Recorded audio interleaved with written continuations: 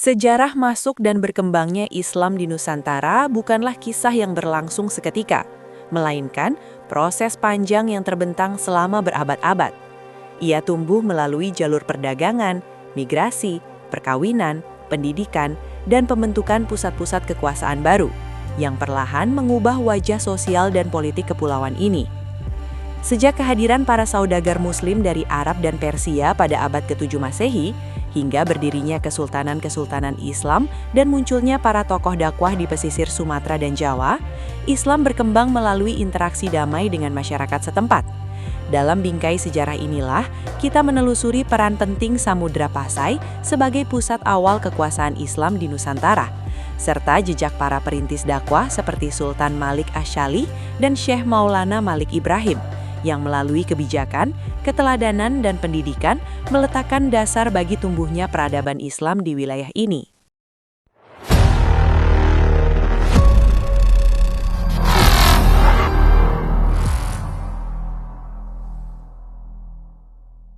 Keberadaan makam Syekh Syamsuddin Al-Wasil, yang oleh masyarakat setempat juga dikenal dengan nama Sulaiman Wasil Syamsuddin, menempati posisi penting dalam kajian sejarah Islam awal di Nusantara, khususnya di wilayah pedalaman Jawa. Makam ini terletak di Kompleks Setana Gedong, Kota Kediri, sebuah kawasan yang berada tepat di pusat kota dan dapat dijangkau melalui Jalan Doho sebelum memasuki Kampung Setana Gedong. Tidak jauh dari pintu masuk kampung, berdiri Masjid Setana Gedong. Dan di sisi barat laut masjid inilah, kompleks makam Syekh Syamsuddin Al-Wasil berada. Dalam kajian sejarah dan arkeologi Islam Indonesia, makam Setana Gedong sering disebut sebagai salah satu situs Islam tertua, selain makam Fatimah binti Maimun di Leran, Gresik. Keberadaan makam ini memperlihatkan bahwa jejak Islam di Nusantara tidak hanya berkembang di wilayah pesisir, tetapi juga telah merambah kawasan pedalaman sejak masa yang sangat awal. Kajian epigrafi Islam terhadap makam Setana Gedong dilakukan secara mendalam oleh sejumlah ahli, salah satunya Louis Charles Damais, yang melaporkan temuannya dalam karya berjudul L'Epigraphie Musulmane dans le Sud-Est Asiatique.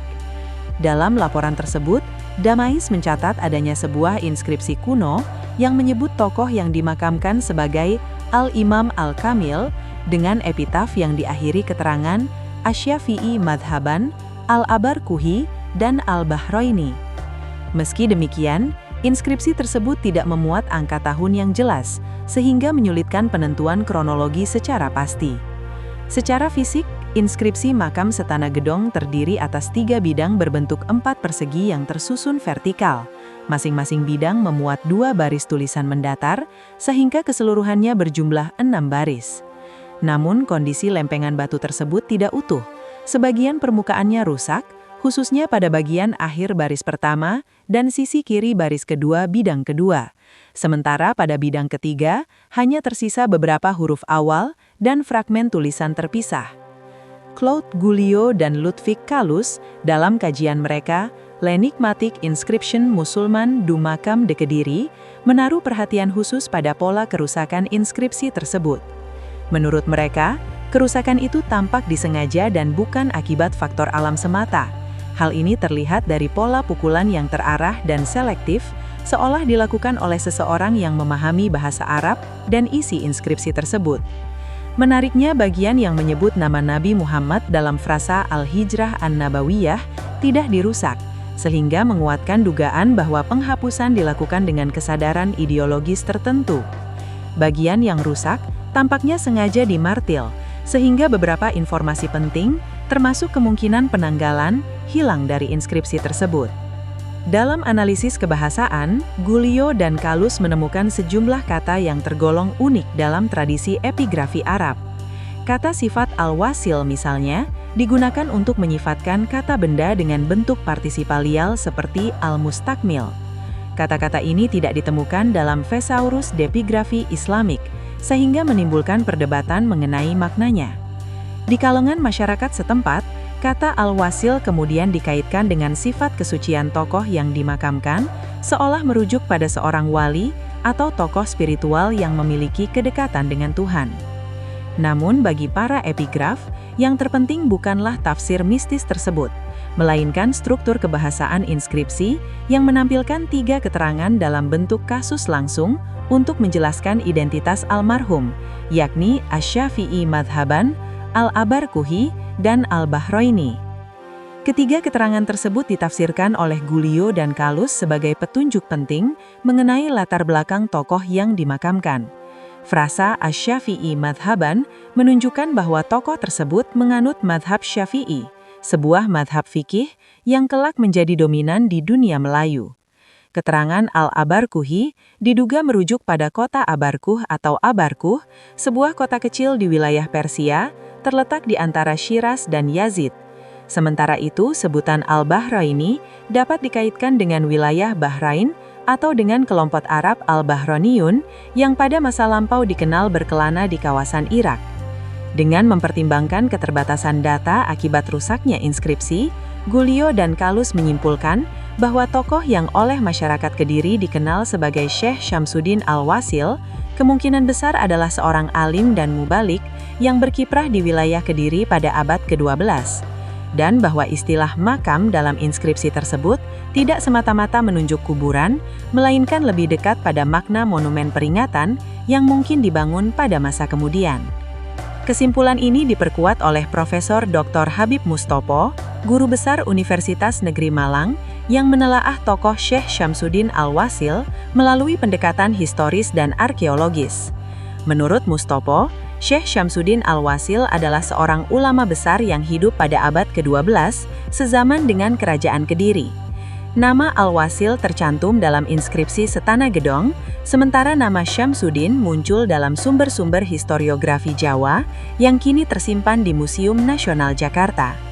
Dalam historiografi Jawa, Syekh Syamsuddin Al-Wasil disebut sebagai ulama besar asal negeri Nerum atau Rum, istilah yang pada masa itu merujuk pada wilayah Persia yang datang ke Kediri untuk berdakwah. Bahkan disebutkan pula bahwa atas permintaan Raja Kediri Sri Maharaja Mapanji Jayabaya, Syekh Syamsuddin Al-Wasil membahas kitab Musyarar, yaitu kitab yang memuat ilmu-ilmu pengetahuan khusus seperti perbintangan atau ilmu falak, serta nujum atau ramalan. Keterkaitan tokoh ini dengan Sri Maharaja Mapanji Jayabaya juga muncul dalam tradisi sastra Jawa. Naskah Serat Jangka Jayabaya yang disusun pada abad ke-17 dan oleh masyarakat Jawa diyakini sebagai ramalan masa depan Nusantara karya Jayabaya sering dihubungkan dengan keberadaan Syekh Syamsuddin Al-Wasil. Historiografi Jawa yang menyebut asal-usul Syekh Syamsuddin dari Rum atau Persia memperoleh penguatan dari temuan epigrafi berupa kata Al-Abarkuhi dalam inskripsi Setana Gedong yang mengarah pada kota Abarkuh di Iran. Menurut Habib Mustopo, besar kemungkinan Syekh Syamsuddin Al-Wasil telah berperan aktif menyebarkan dan mengembangkan Islam di wilayah pedalaman Kediri pada abad ke-12. Oleh sebab itu, setelah wafat, tokoh ini sangat dihormati oleh masyarakat Muslim setempat. Tradisi tutur masyarakat menyebutkan bahwa makam Syekh Syamsuddin pada mulanya berada di tempat terbuka. Untuk menghormati jasa-jasanya, makam tersebut kemudian dibangun secara permanen oleh seorang Bupati Kediri bernama Suryo Adilogo yang diketahui beragama Islam. Berdasarkan sumber historiografi, Suryo Adilogo hidup pada abad ke-16 dan dikenal sebagai mertua Sunan Derajat, putra Sunan Ampel. Dengan demikian, masuk akal apabila bangunan makam yang kini tampak secara arkeologis berasal dari abad ke-16, meskipun jasad Syekh Syamsuddin Al-Wasil sendiri telah dimakamkan di kawasan Setana Gedong sejak abad ke-12. Dalam salah satu versi pandangan, hubungan Syekh Syamsuddin Al-Wasil dengan Sri Maharaja Mapanji Jayabaya digambarkan sebagai relasi guru dan murid. Hubungan ini tersirat dalam epilog Kakawin Hariwangsa yang menggambarkan Jayabaya sebagai titisan Wisnu yang turun kembali ke dunia pada zaman Kali untuk menyelamatkan Pulau Jawa. Dalam Kakawin itu, Jayabaya tidak berdiri sendiri, melainkan ditemani oleh Agastya yang menitis sebagai pendeta kepala Brahmana dan penasehat raja. Profesor Dr. Puer Bacaraka, dalam karyanya Agastya in den Archipelago, menguraikan hubungan Jayabaya dengan gurunya dengan mengutip bait-bait Kakawin Hariwangsa yang menggambarkan kebangkitan kembali tatanan dunia melalui peran raja dan penasehat rohaninya. Sebagian penafsir menganggap guru Jayabaya adalah Empu Sedah, sementara yang lain membedakan peran itu dengan menyatakan bahwa Empu Sedah adalah guru Jayabaya dalam bidang sastra, sedangkan biksu Pandita Adikara yang disebut dalam Kakawin Hariwangsa adalah Syekh Syamsuddin. Dalam tafsir ini, Syekh Syamsuddin tidak hanya mengajarkan ilmu perbintangan dan nujum, tetapi juga menunjukkan karomah-karomah yang digambarkan serupa dengan kesaktian Resi Agastya. Istilah biksu dan pandita sendiri lazim digunakan pada masa itu untuk menyebut tokoh-tokoh pemuka Islam, seperti terlihat dalam penyebutan pandita bagi Syekh Maulana Malik Ibrahim, Pandita Ampel untuk Sunan Ampel, Pandita Giri untuk Sunan Giri, dan sebutan Raja Pandita bagi Ali Murtado di Gersik. Terlepas dari sulitnya merekonstruksi sejarah Syekh Syamsuddin Al-Wasil secara utuh, akibat keterbatasan data arkeologis dan rusaknya inskripsi, keyakinan masyarakat Muslim Jawa tetap memandang tokoh yang dimakamkan di Setana Gedong sebagai seorang sufi sakti asal Rum atau Persia dan guru rohani Sri Maharaja Mapanji Jayabaya. Oleh karena itu, situs makam kuno yang terletak tidak jauh dari reruntuhan candi di kompleks pemakaman Setana Gedong hingga kini tetap dikeramatkan dan menjadi tujuan ziarah. Selain makam Syekh Syamsuddin Al-Wasil, terdapat pula makam tokoh Persia lain yang oleh masyarakat dihubungkan dengan legenda kedatangan orang-orang lor dari Persia, yakni makam Eyang Sagalor. Makam ini terletak di samping Masjid Desa Sumber Agung, Kecamatan Ngantang, Kabupaten Malang, dan diyakini telah ada jauh sebelum masa Wali Songo. Makam Eyang Sagalor ini oleh tradisi lokal dikaitkan dengan Sri Maharaja Mapanji Jayabaya dan dipandang berhubungan dengan prasasti Hantang yang mencatat kemenangan pasukan Kediri, Panjalu Jayati, bawah pimpinan Jayabaya ketika menghancurkan kekuatan Raja Hema Bupati di wilayah Ngantang.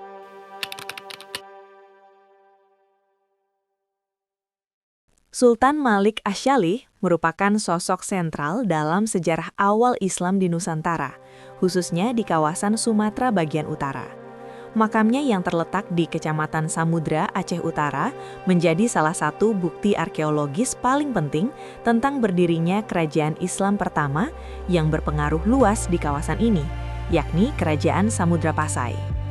Inskripsi pada makam Sultan Malik Asy-Syalih mencatat bahwa ia wafat pada bulan Ramadan tahun 696 Hijriah, yang bertepatan dengan tahun 1297 Masehi. Data epigrafis ini menjadi pijakan kuat bagi para sejarawan untuk menempatkan Sultan Malik Asy-Syalih sebagai Raja Pasai pertama.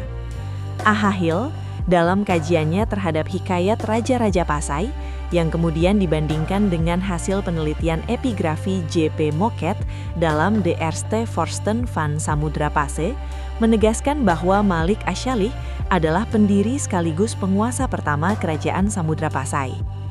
Berdasarkan sumber-sumber tersebut, Sultan Malik Asy-Syalih diperkirakan memerintah antara tahun 659 hingga 688 Hijriah, atau sekitar 1261 hingga 1289 Masehi. Sebuah masa yang menjadi tonggak penting bagi perubahan lanskap politik, keagamaan, dan perdagangan di kawasan Selat Malaka.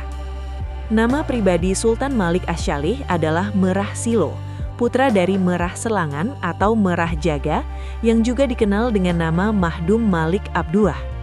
Silsilahnya menunjukkan bahwa ia merupakan keturunan keenam dari Mahdum Malik Ibrahim Syah Berdaulat, Sultan Perlak yang berkuasa antara tahun 365 hingga 402 Hijriah, atau sekitar 976 hingga 1012 Masehi. Dengan demikian, Merah Silo berasal dari Garus bangsawan lokal Aceh, yang dikenal dengan sebutan bangsawan Merah. Fakta ini menegaskan bahwa Sultan Malik Asy-Syalih bukanlah tokoh asing yang datang dari luar Nusantara, melainkan penduduk pribumi Aceh yang tumbuh dalam lingkungan politik dan budaya setempat. Gelar Malik Asy-Syalih yang disandangnya tidak muncul begitu saja, melainkan diberikan karena keberhasilannya membawa kerajaan Pasai mencapai kemakmuran yang besar. Di bawah pemerintahannya, Pasai dikenal sebagai negeri yang kaya, memiliki angkatan laut yang kuat, serta angkatan darat yang terorganisasi dengan baik. Selain itu, Sultan Malik Asy-Syalih menjadikan Islam aliran Ahlus Sunnah wal Jamaah sebagai dasar negara. Karena keberhasilan dan karakter pemerintahannya itu, Syekh Ismail Az-Zarfi memberinya gelar kehormatan Sultan Al-Malik Asy-Syalih, sebuah gelar yang pada masa itu juga digunakan oleh penguasa Mesir, Sultan Al-Malik Asy-Syalih Najmuddin Al-Ayyubi, sehingga menunjukkan adanya pengakuan simbolis terhadap kedudukan dan wibawa Sultan Pasai tersebut dalam dunia Islam. Di wilayah Pasai, selain makam Sultan Malik Asy-Syalih, terdapat pula sejumlah makam tua lain yang memiliki arti penting bagi rekonstruksi sejarah kerajaan ini. Salah satunya adalah makam Nahrisyah, yang inskripsinya menunjukkan tanggal wafat pada hari Senin, 14 Dzulhijjah 831 Hijriah, atau bertepatan dengan tahun 1428 Masehi. Makam ini terletak di Kutakarang, Kecamatan Samudra, Aceh Utara. Keistimewaan makam Nahrisyah terletak pada inskripsi silsilah yang mencantumkan nama-nama raja yang menjadi nenek moyangnya, sehingga memberikan petunjuk genealogis yang sangat berharga bagi para sejarawan dalam menelusuri garis keturunan penguasa Pasai. Sezaman dengan makam Nahrisyah adalah makam Maulana Hasanuddin di Pasai, yang inskripsi tahun wafatnya menunjuk pada tahun 823 Hijriah atau 1420 Masehi. Meskipun kedua makam ini memiliki angka tahun yang jelas dan tergolong tua, hingga kini peranan tokoh-tokoh tersebut dalam proses dakwah Islam di Pasai belum dapat direkonstruksi secara rinci, karena keterbatasan sumber sejarah yang secara eksplisit menjelaskan kiprah mereka. Profesor Aha Hashimi dalam karyanya Sejarah Masuk dan Berkembangnya Islam di Indonesia menegaskan bahwa Sultan Malik Asy-Syalih memiliki semangat yang kuat dalam menyebarkan dakwah Islam. Ia menilai bahwa Sultan Pasai pertama ini memainkan peranan yang sangat berkesan dalam proses Islamisasi di wilayah kekuasaannya. Namun demikian, Hashimi juga mengakui bahwa sumber-sumber sejarah yang ada tidak banyak memberikan perincian tentang langkah-langkah konkret yang ditempuh Sultan Malik Asy-Syalih dalam menjalankan dakwah Islam, maupun sejauh mana keberhasilan dakwah tersebut dapat diukur secara langsung. Meski demikian, satu hal yang tidak dapat disangkal adalah bahwa Sultan Malik Asy-Syalih berhasil menjadikan kerajaan Pasai sebagai sandaran yang kokoh bagi gerakan dan perkembangan dakwah Islam di kawasan sekitarnya. Fondasi yang ia bangun kemudian dilanjutkan oleh putra, cucu, dan cicitnya, sehingga Islam tidak hanya bertahan, tetapi justru berkembang semakin luas setelah wafatnya sang sultan. Thomas W. Arnold dalam karyanya The Preaching of Islam mengemukakan bahwa dakwah Islam di kawasan Asia Tenggara pada masa awal banyak dilakukan oleh para pedagang Arab dan India. Mereka tidak hanya berdagang, tetapi juga menjalin hubungan perkawinan dengan perempuan setempat. Dari perkawinan inilah terbentuk keluarga inti Muslim yang menjadi cikal bakal masyarakat Islam lokal. Istri-istri dan pembantu-pembantu mereka kemudian memainkan peran penting dalam menyebarkan ajaran Islam di lingkungan sekitar. Proses Islamisasi melalui jalur perkawinan ini, menurut Arnold, pada dasarnya mengikuti jejak Nabi Muhammad SAW, yang juga membangun masyarakat Islam melalui penguatan ikatan keluarga dan sosial. Dalam konteks Pasai, Sultan Malik Asy-Syalih sendiri memperkuat kedudukan politik dan keagamaannya dengan menikahi Putri Ganggang, putri Raja Perlak, Sultan Mahdum Alauddin Malik Amin Syah II berdaulat. Melalui perkawinan ini, Sultan Malik Asy-Syalih tidak hanya mempererat hubungan politik antara Pasai dan Perlak, tetapi juga melanjutkan tradisi dakwah Islam yang telah lebih dahulu berkembang di Perlak. Dengan latar belakang tersebut, usaha dakwah Islam di Pasai tampak sebagai kelanjutan dari upaya-upaya Islamisasi yang telah dijalankan di Perlak. Di wilayah kekuasaannya, penguasa Muslim menerapkan hukum Islam dan menekankan kepada seluruh warga masyarakat untuk tunduk kepada aturan-aturan syariat. Catatan Marco Polo yang pernah singgah di Verlak atau Perlak menyebutkan bahwa penguasa Muslim di sana menerapkan hukum Islam tidak hanya kepada penduduk pribumi, tetapi juga kepada para saudagar asing. Praktek ini menunjukkan bahwa Islam tidak hanya berfungsi sebagai agama pribadi, melainkan telah menjadi dasar hukum dan tata sosial di wilayah tersebut. Pola yang sama kemudian diterapkan di Pasai di bawah pemerintahan Sultan Malik Asy-Syalih, sehingga kerajaan ini tampil sebagai pusat kekuasaan Islam yang memiliki legitimasi keagamaan dan politik yang kuat. Tengku Ibrahim Alsian dalam karyanya Kontribusi Samudra Pasai terhadap Studi Islam Awal di Asia Tenggara menegaskan bahwa kerajaan Pasai yang ditegakkan oleh Sultan Malik Asy-Syalih memiliki pengaruh yang besar dalam proses Islamisasi di wilayah sekitarnya, seperti Malaka, Pide, dan Aceh. Pada abad ke-13, ketika Sultan Malik Asy-Syalih berkuasa, Pasai telah berkembang menjadi salah satu pusat perdagangan internasional yang penting. Salah satu komoditas ekspor utama dari daerah ini adalah lada, yang sangat diminati di pasar internasional. Para pedagang dari berbagai kawasan, termasuk Gujarat, Bengali, dan Keling di anak benua India, serta pedagang dari Pegu, Siam, dan Kedah, ramai beraktivitas di jalur perdagangan Selat Malaka. Dalam jaringan perdagangan inilah, Pasai memainkan peran strategis, tidak hanya sebagai pusat ekonomi, tetapi juga sebagai simpul penyebaran Islam melalui interaksi dagang dan sosial. Dennis Lombard dalam karyanya Nusa Jawa, Silang Budaya II, menekankan pentingnya peranan Sultan Malik Asy-Syalih dan penggantinya, Sultan Malik Az-Zahir, dalam membangun kerajaan Pasai dengan semangat baru yang sangat berbeda dari semangat kerajaan-kerajaan sebelumnya yang dipengaruhi budaya India. Dalam tatanan lama, elit-elit penguasa umumnya berpusat di wilayah pedalaman yang agraris, terutama di tengah-tengah dataran persawahan yang subur. Namun di bawah pemerintahan Sultan Malik Asy-Syalih, elit-elit baru justru tumbuh di kota-kota pelabuhan yang menjadi pusat perdagangan dan peradaban maritim. Karena fungsi perdagangan menjadi sangat penting, kota-kota baru ini tidak lagi berada di bayang-bayang ibu kota lama yang agraris di pedalaman.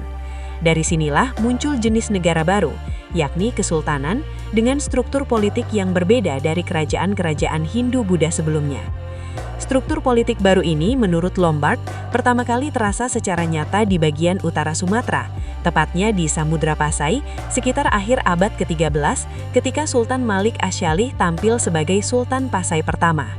Di bawah kepemimpinannya, Pasai tidak hanya menjadi pusat perdagangan dan ekonomi, tetapi juga pusat pengembangan struktur politik Islam dan dakwah Islam yang paling penting di kawasan Sumatera, Selat Malaka, dan bahkan berpengaruh hingga ke Jawa. Pengaruh Pasai tidak terbatas pada wilayah kekuasaannya sendiri, namun menjalar ke berbagai kawasan Nusantara melalui jaringan perdagangan, perkawinan, dan hubungan politik. Dampak dari perkembangan ini sangat besar, karena melahirkan kekuasaan-kekuasaan Islam baru dalam bentuk kesultanan-kesultanan di berbagai wilayah Nusantara. Dengan demikian, peranan Sultan Malik Asy-Syalih tidak hanya penting dalam konteks Pasai, tetapi juga dalam sejarah Nusantara secara keseluruhan. Di bawah kepemimpinannya, Pasai menjadi salah satu faktor utama yang secara langsung maupun tidak langsung berkontribusi pada melemahnya dan akhirnya tenggelamnya kekuasaan-kekuasaan lama, seperti Sriwijaya, Majapahit, dan Kerajaan Sunda. Pergeseran dari kerajaan agraris bercorak Hindu-Buddha menuju kesultanan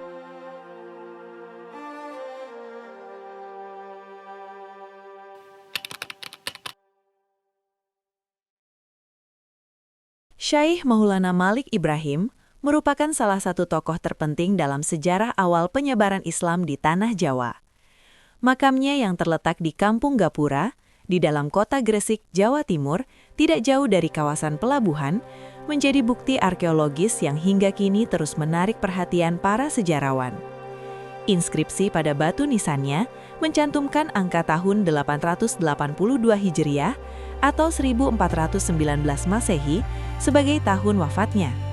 Angka ini menempatkan Syaikh Maulana Malik Ibrahim sebagai salah seorang tokoh Islam paling awal yang dapat dipastikan keberadaannya secara historis di Jawa. Oleh karena itu, ia kerap dianggap sebagai perintis dakwah Islam di wilayah ini, jauh sebelum Islam berkembang secara luas di pusat-pusat kekuasaan Jawa. Namun demikian, seiring berjalannya waktu, identitas dan asal-usul tokoh ini justru menjadi bahan perdebatan dan penafsiran yang beragam. Sebagian masyarakat secara keliru menyebutnya dengan nama Syaikh Maghribi, sehingga muncul asumsi bahwa ia berasal dari wilayah Maghrib atau Maroko di Afrika Utara. Kesalahan penamaan ini kemudian berkembang menjadi narasi populer yang sulit diluruskan, meskipun tidak memiliki dasar sumber sejarah yang kuat. Dalam Khazanah Historiografi Jawa, persoalan identitas Syekh Maulana Malik Ibrahim semakin kompleks ketika babat Tanah Jawi, sebagaimana disunting oleh J.J. Meinsma, menyamakan tokoh ini dengan Syekh Ibrahim Asmarakandi atau Asamarkandi. Penyamaan ini menimbulkan kesan bahwa Maulana Malik Ibrahim berasal dari Samarkand di Asia Tengah. Sementara itu, Sir Thomas Stamford Raffles dalam karyanya History of Java menyatakan bahwa berdasarkan sumber-sumber lokal, Maulana Ibrahim adalah seorang pandita termasyhur asal Arabia. Ia disebut sebagai keturunan Zainal Abidin atau Zainal Abidin, serta sepupu Raja Cermen, dan telah menetap di Leran, wilayah Janggala, bersama komunitas Muslim lainnya. Perbedaan pendapat ini menunjukkan bahwa sejak awal, figur Maulana Malik Ibrahim telah berada di persimpangan antara sejarah, tradisi lisan, dan penafsiran yang dipengaruhi oleh konteks sosial dan keagamaan masing-masing zaman. Dalam penulisan-penulisan yang lebih belakangan, perbedaan asumsi tentang jati diri Maulana Malik Ibrahim justru semakin menajam.